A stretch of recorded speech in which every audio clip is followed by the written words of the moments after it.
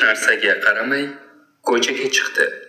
Kinoteatr qarshisidan o'ta turib yana o'sha joylarga qaradi. Ne ko'z bilan ko'rsinki, Qamariddin sigaret tutatib o'tirardi. Yonida ikki yugurdagi Qamariddin Asrorni ko'rib imladi. Kecha qayerda eding? Kinoda edim. Vo, professor bu. Eshitdilaringmi? Boshqasi ishlaydi.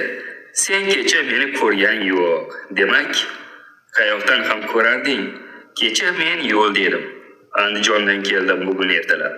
Poyezddan endi tushib turibman. Mana biletim. U shunday deb ko'krak cho'ntagidan poyezd biletini olib ko'rsatdi. Demak, ertalab vokzalga borgan, biletni o'sha yerdan kimdandir so'rab olgan yo o'margan. Ishi pishiq buning, deb o'yladi Asror. Demak, gap bunday brachka.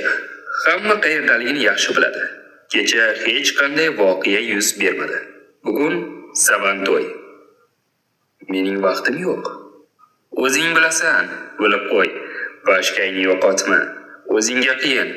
Meni hech qanday qarmoq ilintira olmaydi. Sen maktabda professor bo'lsang, men u yoqda. Qamariddin barmoqlarini panjara qilib ko'rsatdi. Akademik bo'lib kelganman. Omon qolaman desang, mendan uzoqlashma. Salimning yarasini bog'ladingmi? Salimning ishi besh. Undan xavotir olma. Sen faqat qo'rqmasang bas. Bu yog'i okey bo'ladi.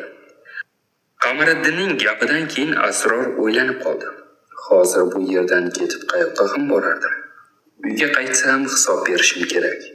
Bir o'zim shaharda sang'ib yuramanmi? Shu fikrga kelib, Qamariddinning yonidan joy oldi.